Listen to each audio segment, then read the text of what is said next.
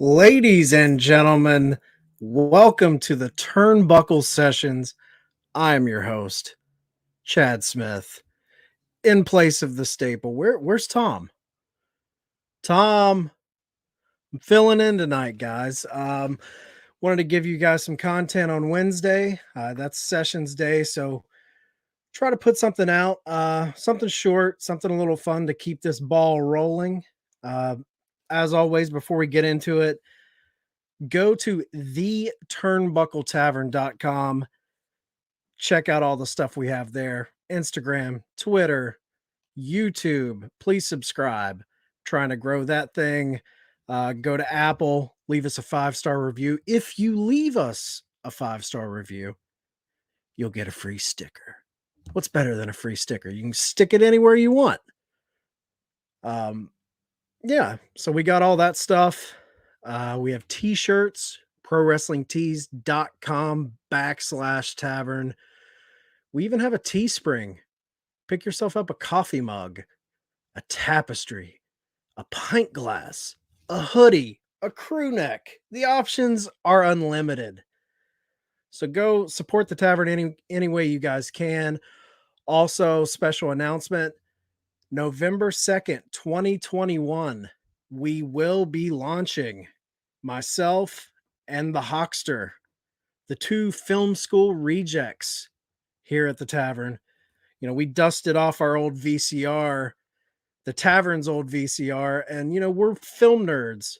So on Tuesdays, starting Tuesday, November the 2nd, we're going to break down some movies for you guys. And it's simple, one movie, 60-minute time limit.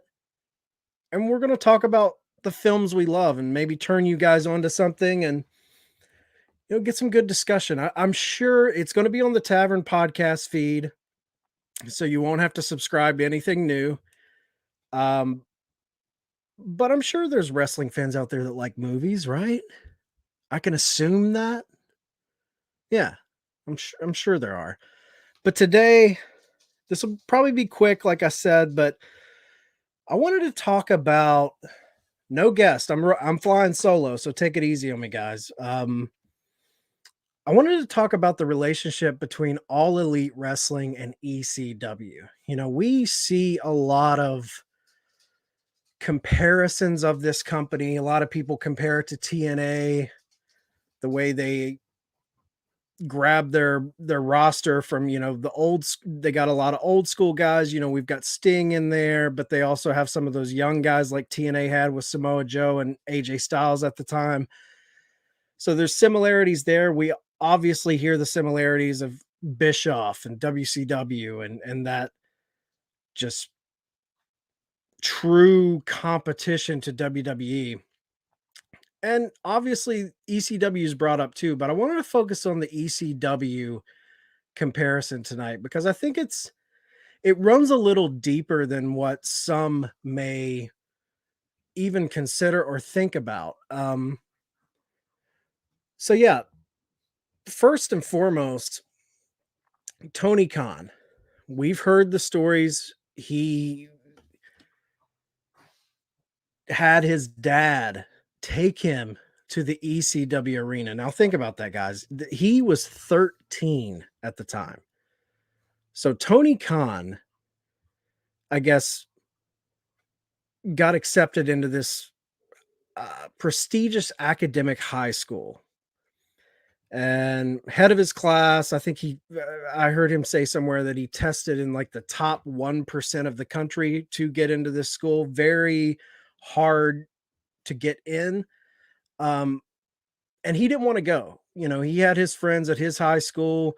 He didn't want to leave them behind. So kind of as bait from his parents, they were like, well, since you tested and you got in, if you'll do this, we'll do anything you want. And obviously we know Shad Khan has that bankroll. So Tony Khan could have done anything he wanted to do, gone anywhere in the world. But what's the one place this 13-year-old kid wanted to go? ECW Arena, the corner of Swanson and Rittner in Philadelphia. He goes there. I believe he was there for the last match of Chris Jericho. And I believe that was Jericho's last match in ECW was against none other than Too Cold Scorpio. Great match. Classic. So he's there. Put yourself in the mind of a 13-year-old at this time. You know, if you guys know the history of ECW and you grew up watching it like I did, those crowds were second to none. I mean, we're talking rabid, rowdy ass crowds. Okay. Then you have this 13-year-old kid, couple rows back, there experiencing this around that energy, around those matches. And this is something that, you know, I'm going to kind of go all over the place here. I've got some bullet points, so forgive me if I'm jumping around, but he's seeing matches that aren't just ECW kind of gets this bad reputation of being blood and guts, barbed wire, tables. You know, the Dudleys were there putting people through tables, Terry Funk, Sabu, barbed wire matches. Granted, they did have that. You know, we had Sabu, crazy ass matches. Sandman, not much of a wrestler, did some crazy shit. All the Raven, Tommy Dreamer angles. But what a lot of people forget is ECW, like AEW, was kind of a smorgasbord of wrestling. We had luchadors. We had super crazy. We had all of that. We had matches with Dean Malenko and Chris Jericho, highly technical matches. You know, that some of their TV title matches were phenomenal. So he's seeing kind of a smorgasbord buffet of pro wrestling. Now, what's that sound like? Sounds like AEW. AEW kind of takes the best elements of ECW. You know, we've got those Joey Janela matches. We've got those lights out matches, those no disqualification matches. I think of the Britt Baker and Thunder Rosa match. I think of that Omega Moxley match. So they're tapping into that hardcore element. But AEW also has the luchadors, the Lucha Brothers, those type of matches. They have that New Japan strong style. We just saw a banger of a match between Bryan Danielson and Minoru Suzuki. I mean, what a great match that was. I've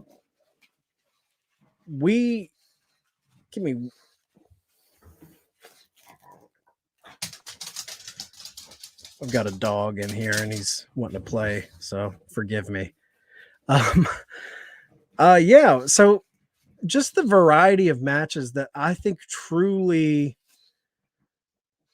inspired Tony Khan in those early, when he's writing in that notebook and booking a Dynamite in his teen years. He's got that variety, you know, and WWE isn't, you know, when we watch WWE, everything is filtered through, when we're talking in-ring style, it's all filtered through that WWE style of booking matches.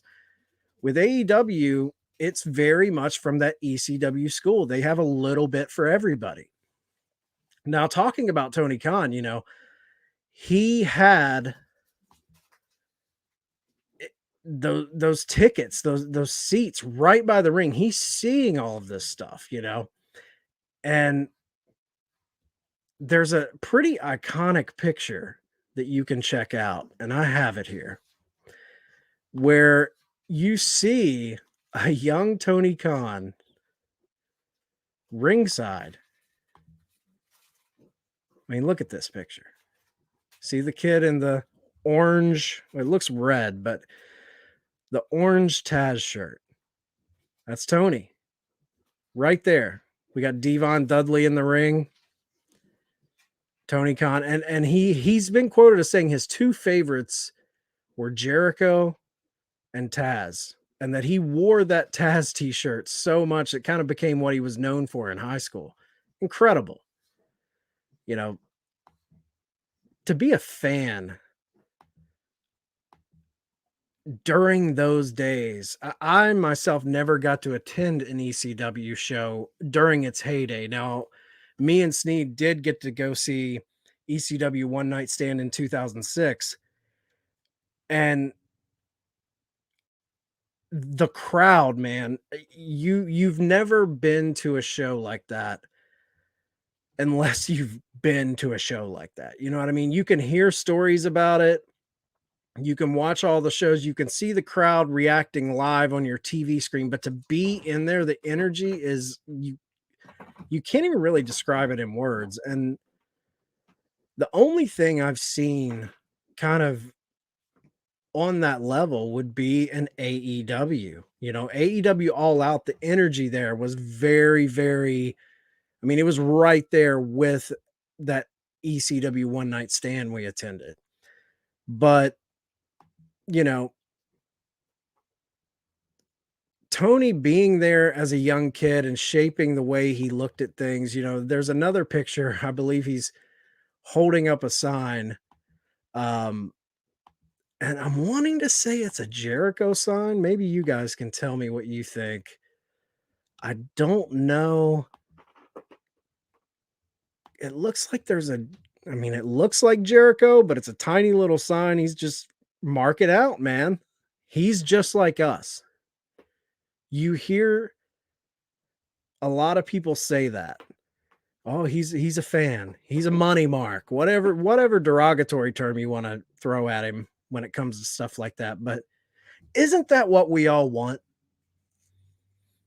Isn't that what we all want? We want, I mean, if you were to say, okay, someone's starting a wrestling company, what would you want that person starting that company to be first and foremost? I know me, myself, I would want them to be a diehard fan. I would want them to know the ins and outs of the business. I would want them to be a lifelong fan. I don't want them to be in it just for the money. You know, I want them to be dyed in the wool. You know what I mean? This this is what this guy is. You want somebody starting a company, you want them to be a fan first and foremost. Second thing you want, money. They've got to have money. They've got to be able to sign those names, those free agents. They've got to be able to compete in the marketplace. So check those two boxes. He's a fan. He's got the money. You know, and everybody says, oh, it's his daddy's money. He's making money on his own too. I mean, he owns a lot of businesses on his own. If you look up both of their net worth, I believe Shad Khan's around 8 billion, and I believe Tony Khan's around a billion. Not to say some of that billion probably didn't come from his business dealings with his father, but the guy's making money too. And Shad Khan, you know, he came up from nothing. He that wasn't generational wealth. Shad Khan plowed his own way into that upper echelon of money men in the world. You know, they own sports franchises all over. You know, they've got Fulham, they've got the Jacksonville Jaguars, they own tons of hotels, whatever. But he fits that mold. I mean, if you want someone to run a company, fan, he's got the money, he's got the connections. You know, the dealings with TNT, that was from a friendship that he had with one of the one of the presidents of programming over at Turner. So for a kid holding this little yellow sign up as the Dudleys take chair shots in the ring, what a world to live in, man. It's like we lucked out as wrestling fans. We're living in this time where we love pro wrestling. And it all started from a kid who used to be on those message boards and begged his dad to go to ECW Arena. And he held that Jericho sign up and he wore that Taz t-shirt. And life went on. He's 13 now. I believe he just turned 39. You know, all of that early fandom and that daydreaming and writing in his notebook about booking this show that he had named Dynamite when he was a kid. And now to see all of that come to fruition in a very tough marketplace where you have a global behemoth like WWE, it's very impressive, man. Um, and you know, we another thing, so he grows up on he attends this event. Another similarity, sure, it's a little different, but the home arena, the home field arena. Now, I think this similarity was born out of the pandemic. But ECW, they had a couple arenas that people, you had the Elks Lodge, you had Hammerstein Ballroom. But what everybody remembers ECW for was that ECW arena on the corner of Swanson and Rittner in Philly. Shithole. They've remodeled it. It's not what it used to be. But when they were in there, it was a shithole. Listen to the wrestlers. They all say the same thing. The place was, I'm pretty sure it's like in a warehouse district in Philly. So, but it was a home field.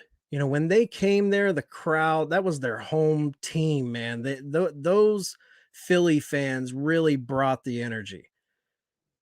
What's AEW have? Daly's Place. Now, sure, this is a nice amphitheater. It's not kind of a dump, for lack of a better word, like ECW Arena was, but it's that hometown vibe. And they were forced into that, obviously, because of the pandemic, but that kind of became their home. The Cons are based out of Jacksonville with the Jaguars and all of the facilities they have there. But to have that hometown Jacksonville crowd that was really showing out. I mean, at one point, I think they were having 250 people in, spread out, um, masked up, but they were showing the way they mic'd that place and the way those people brought the energy. It felt like there was 1,000 people in the place.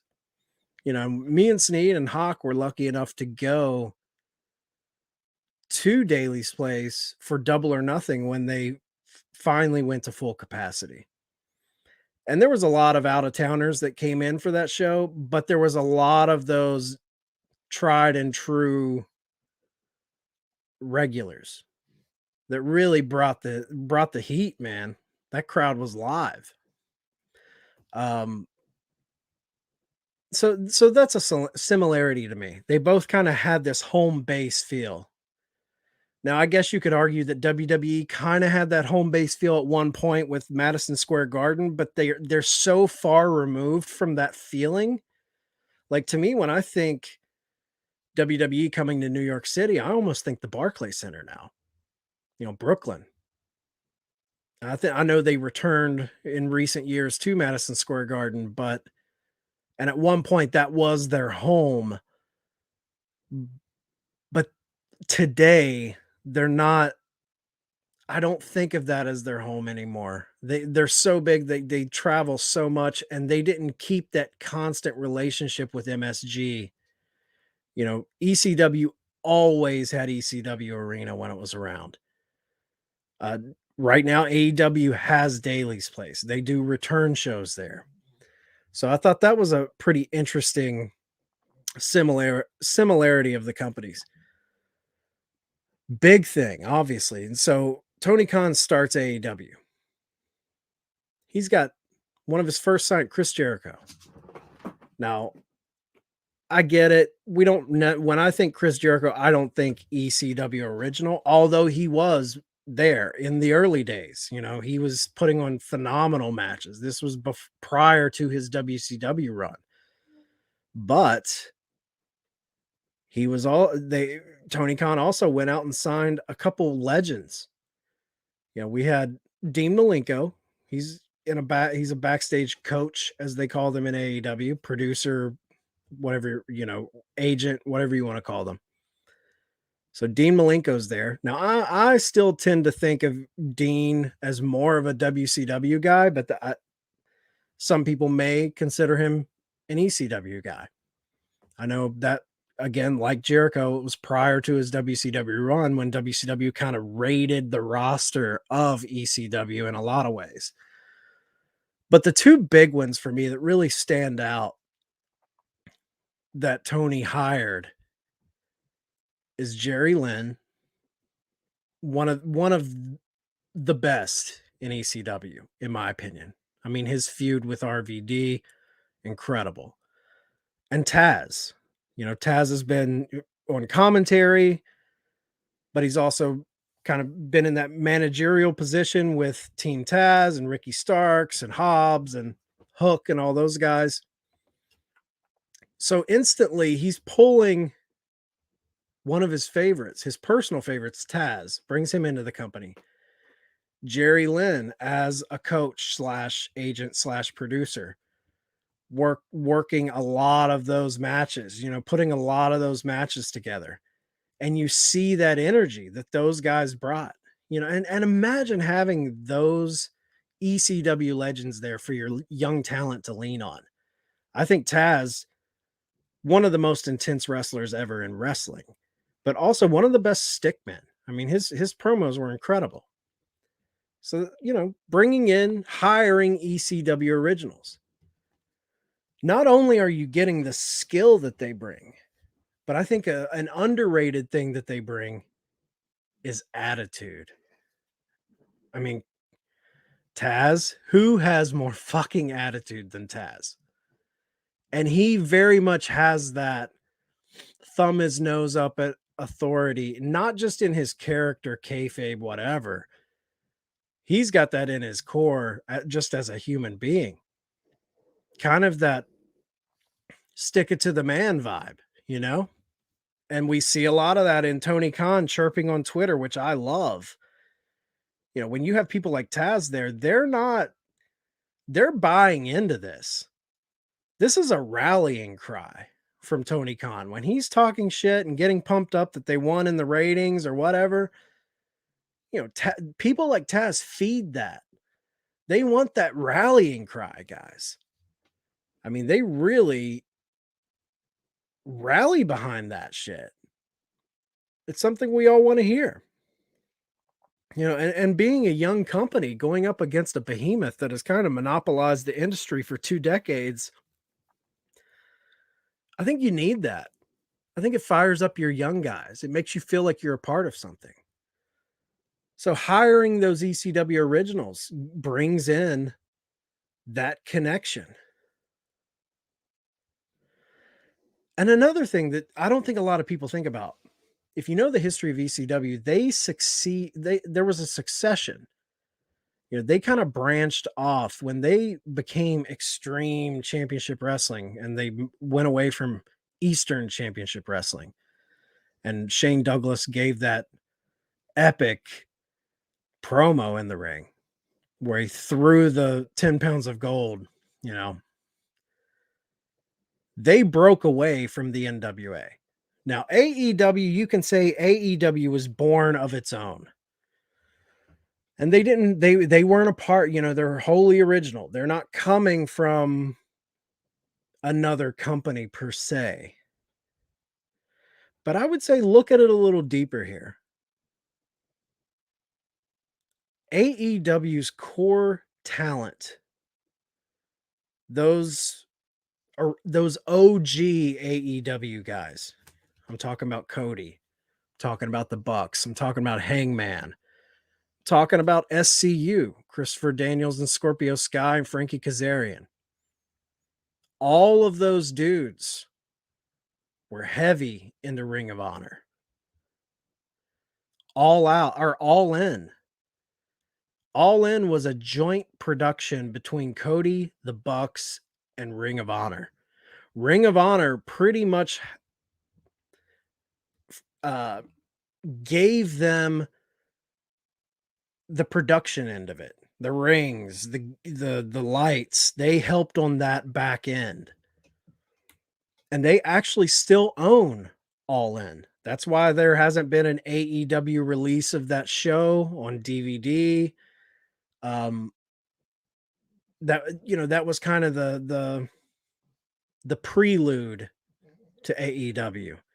But to me, there's a lot of similarities in between ECW breaking away from the NWA and forging its own path, and AEW kind of not AEW, but the core of AEW breaking away from Ring of Honor. There was that opportunity where ROH didn't re-sign them. ROH could be AEW right now if Sinclair and the parenting company would have put their money behind those guys. Who knows if AEW ever happens?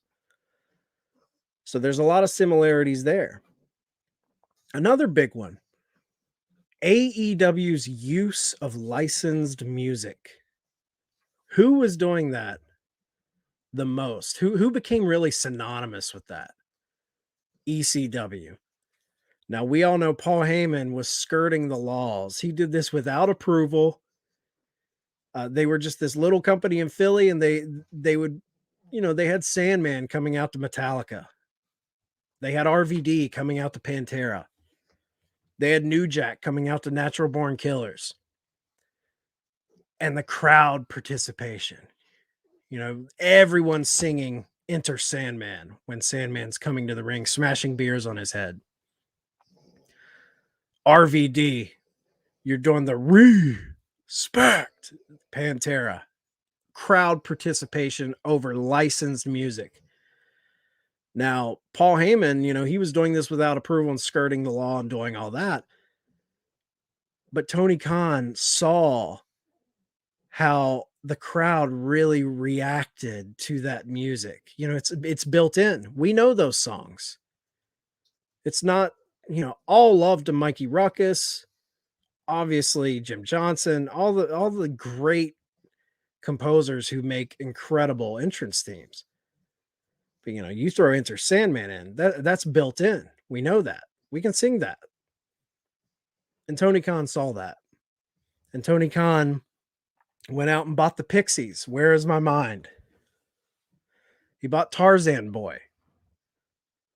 He went out and bought Wild Thing for Moxley.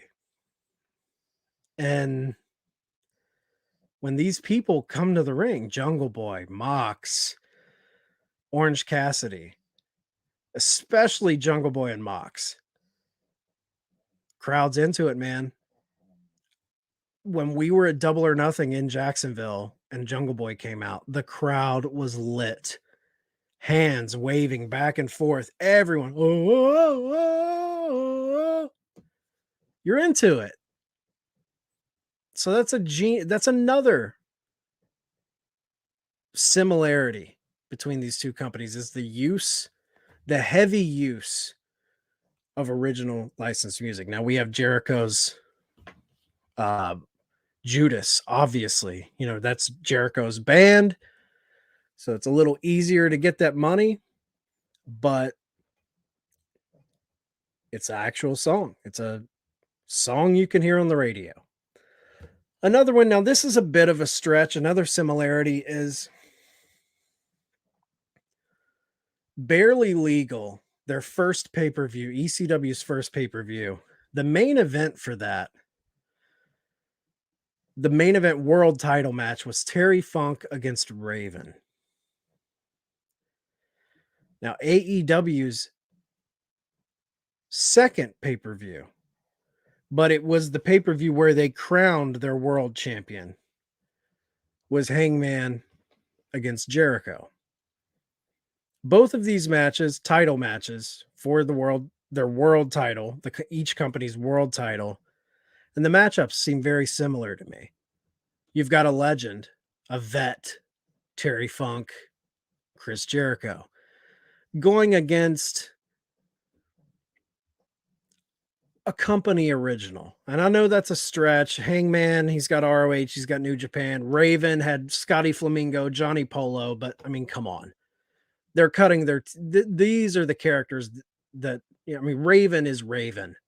We don't see no one's calling him Scotty Flamingo or Johnny Polo. So you've got a vet against a young guy, and who goes over? The vet.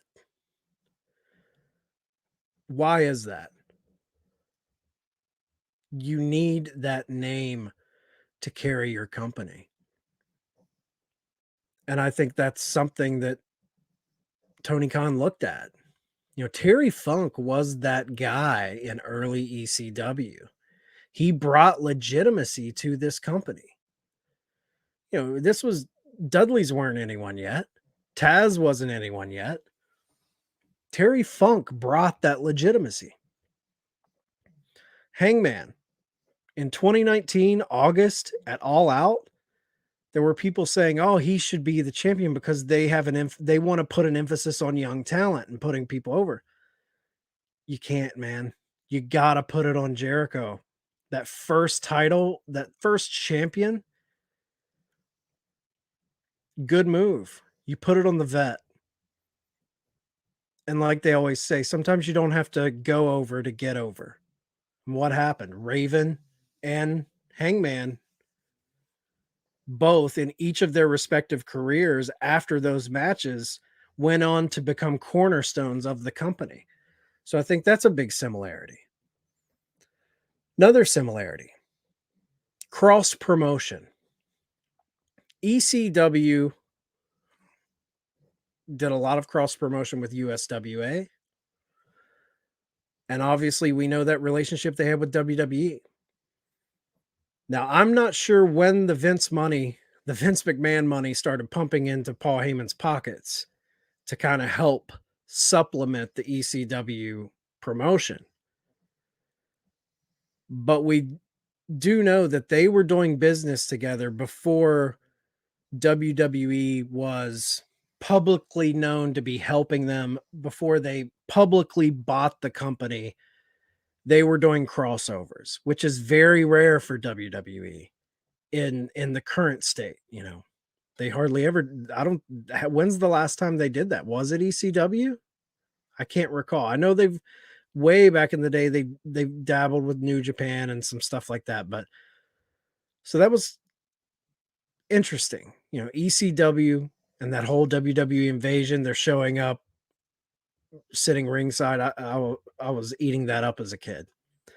So ECW's open to cross promotion, that forbidden door. And we all know AEW with their relationships with Impact Wrestling, their relationships with New Japan, NWA, even MLW to a lesser extent. Lee Moriarty, who they just signed, he is in the Opera Cup. He's in the MLW Opera Cup. He was already signed to be in the Opera Cup. Then he takes the contract with AEW, and Tony Khan's cool about it. And he's like, "Oh, you can still honor your date." Same thing with Bobby Fish. Bobby Fish signed with AEW, but he's also in the Opera Cup. Who else did they partner with MLW to get? The most despicable son of a bitch in the company, MJF, came from MLW. He was actually signed to MLW in that first year and a half. He was still doing shows for MLW while he was working with AEW. Who's another guy? Brian Pillman Jr. signed to MLW, but yet working with AEW. He just recently, I believe earlier this year, signed full-time with AEW. He was still under contract with MLW.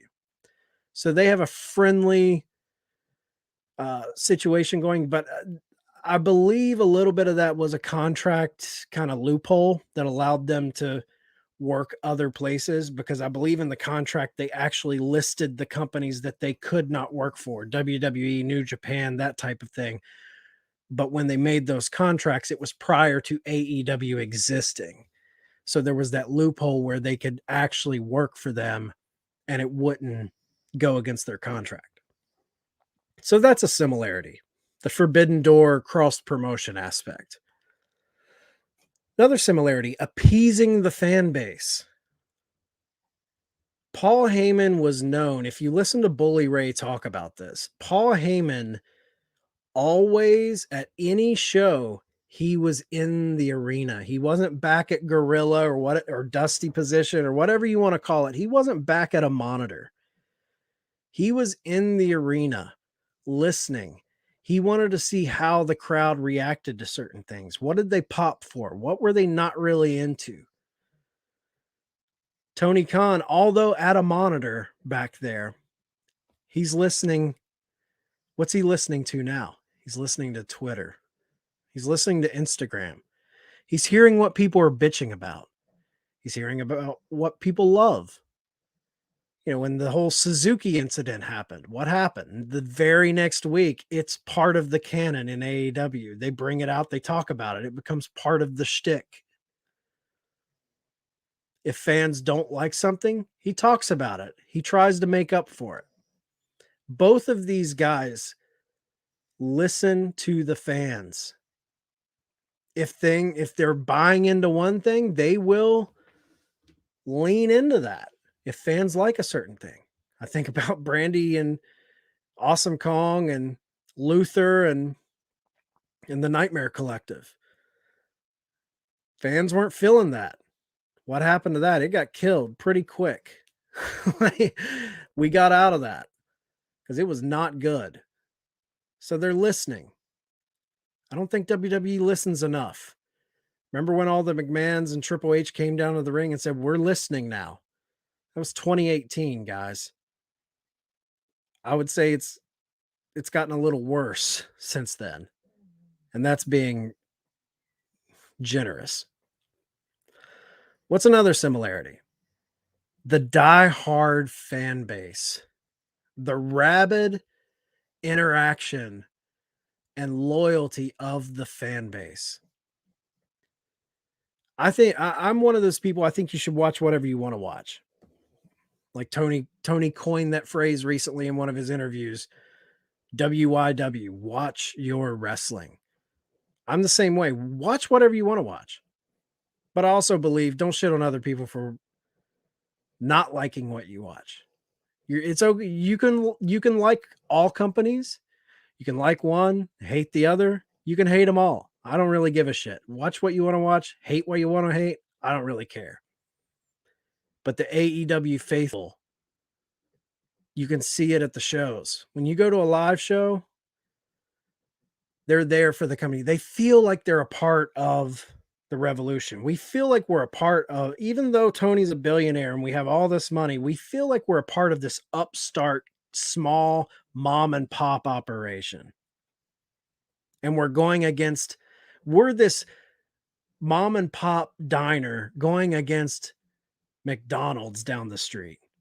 We're this mom and pop department store going against Walmart in the WWE. You feel like you're a part of a revolution. Like Cody said, this is a revolution. So I think that's a big thing, man. Is that loyalty of the fans and how rabid they are. And to kind of run parallel with that is the live experience. Another similarity, just the live experience itself, the party atmosphere. People aren't sitting on their hands, whether they're being told by security or not. There's been reports, a lot of recent reports, that security have been telling people at Raw to sit during matches. You will never see that at an AEW show, and you sure as hell never saw that at an ECW show. People are tailgating in the parking lot. They're drinking beers. They're with their buddies. They're losing their minds. They're chanting. They're singing. They're booing. I've never experienced a crowd like ECW One Night Stand. You know, when John Cena's throwing his t-shirt out there and we're all throwing it back and giving him the middle finger, and they've got the John, if John Cena wins, we riot. sheet hung over the Hammerstein Ballroom balcony. We were there for that, and it was electric. You know what else was electric like that and had that similar energy on a bigger stage? All Out, when Adam Cole comes out, when Ruby Soho comes out, when Bryan Danielson comes out. It was when you see grown ass men jumping up and down, not cheering and chanting, but actually jumping up and down with excitement. You know who the only people you see do that outside of people who are really excited as adults? Children. It's a very childlike thing to do. You're so excited, you can't stand it, you can't bottle it up anymore. You just have to fucking jump up and down, man. There's a lot of that at AEW shows.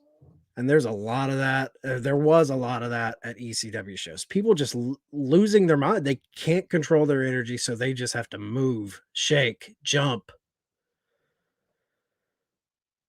And one of the last things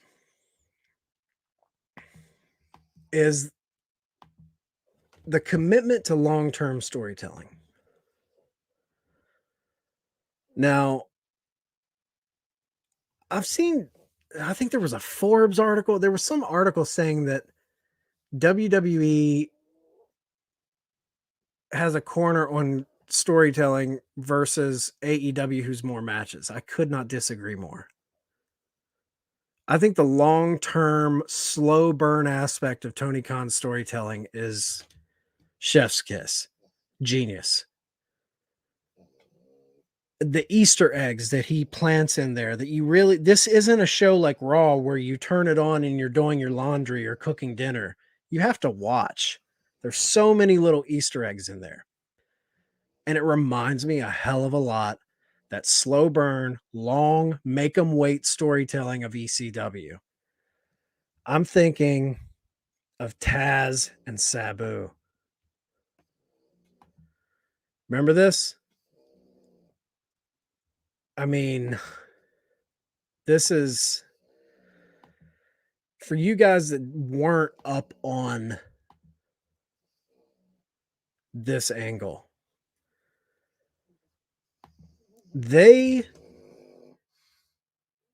It took a long time for these guys to even touch. The fans knew the match was happening,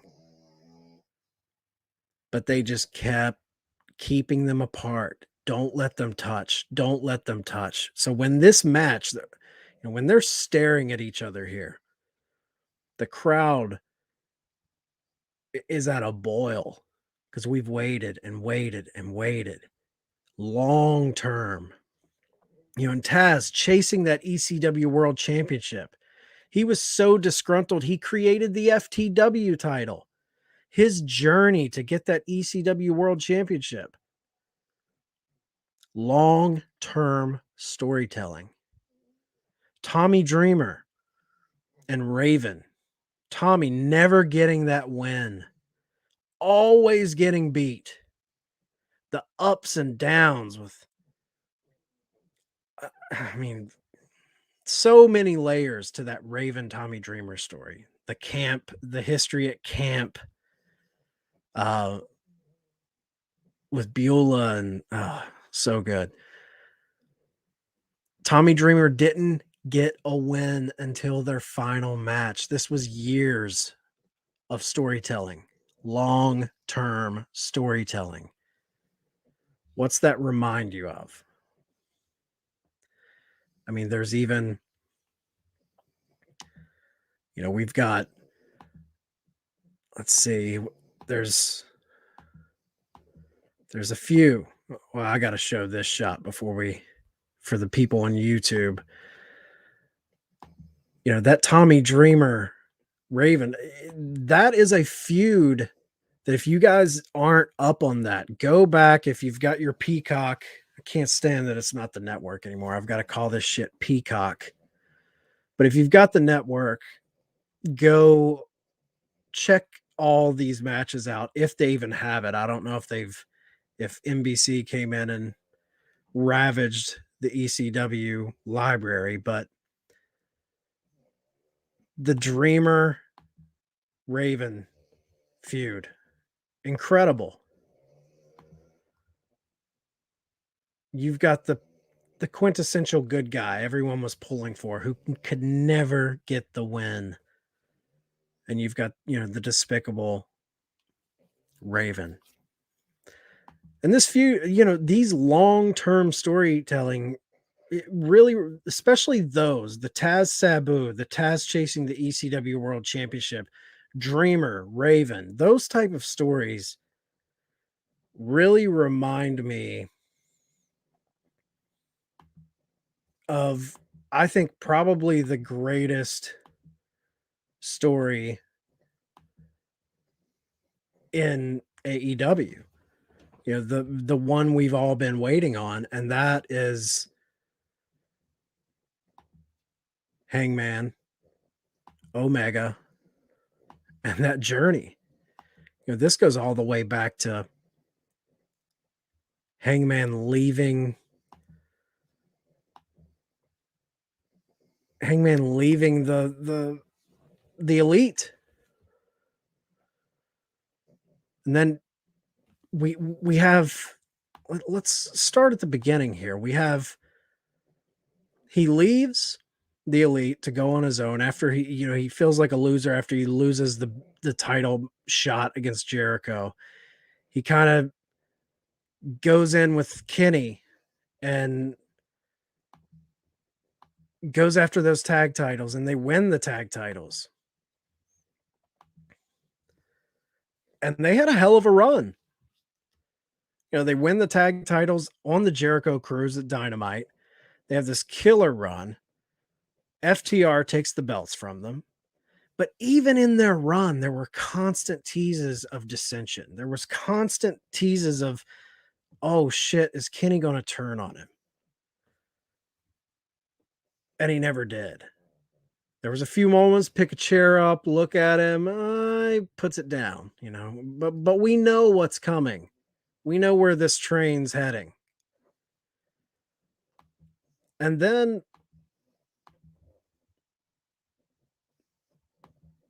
they lose the titles. They get into that eliminator tournament, and Omega wins the eliminator tournament, which leads to him winning the title from Mox, although by nefarious means. And now we're getting them at Full Gear. This coming Full Gear, November 13th, Omega Hangman.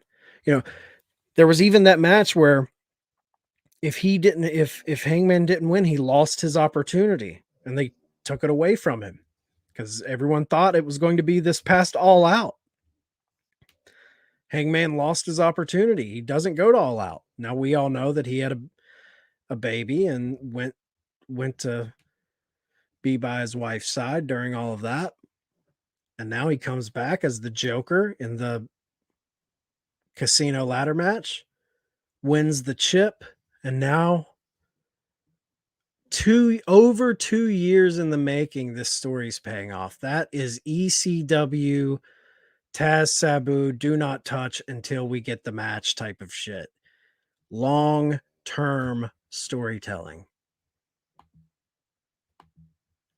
Very similar. Now,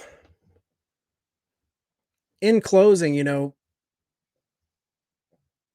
Tony also likes to honor, not only does he hire the guys, he likes to honor those from the past from ECW, not even the guys that don't work for him, that aren't roster members. Recently, if you're a watcher of Elevation and Dark, we saw the Blue Meanie show up. when they were in Philly for the 2-year anniversary, we got Blue Meanie. Very cool, man. I've heard him refer to himself as the mascot of professional wrestling. It was cool to see him come out, man. For a guy like that who's been out, not working the indies and not really under the employment of a major global wrestling company, for him to get that moment to come out in his hometown and get that pop, you got to love that. And also at that same show, after the show went off the air, we also had Dean Malenko, Jerry Lynn, and Taz all come down to the ring and kind of honor the legacy of ECW. Now, there was a pretty funny part where during that CM Punk comes out and he's like, "Hey, I was the ECW champ in 2007 or 2006." They were all kind of laughing about it.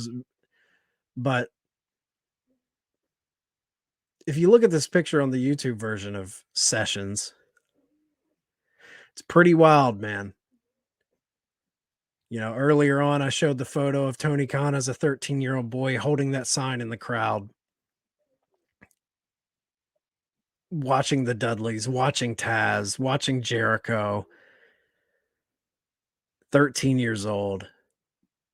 And now here he stands in his own ring, in the company that he helped found with Cody, the Bucks, Omega, Jericho, all of the people that have built this company to what it is. And he's standing in that ring in Philadelphia, the same city he stood at 13 years old, with a Taz t-shirt on. And now he's standing there behind Taz as Taz talks to this crowd. Pretty cool, man. It's a full circle moment for AEW and ECW. But I think out of all the things I mentioned, some of them I was probably stretching a little bit. Some of them were pretty obvious and blatant. But the one to me that is the most impactful of those similarities between these two companies is the spirit of ECW. That revolution spirit, that fuck the man spirit, and the loyal rabid fan base. The spirit of ECW runs through the veins of the man and I think that 13-year-old kid absorbed that, and he's injecting that into this company through rallying his troops. And I think the people behind him really believe in him and they buy in. I think that's very important. You've got people who buy into this shit. But yeah, the spirit of ECW and that fan connection. So if you guys listened to all this, this was just me fucking rambling, man. So I appreciate you guys listening. Just wanted to have a sessions for you guys. We'll keep putting out the content for you. Please like, subscribe, follow us on YouTube. Go to turnbuckletavern.com. Find all of our stuff. Buy some merch. But more importantly, you don't have to buy anything. Just subscribe. Tell a friend about us. We're just trying to grow.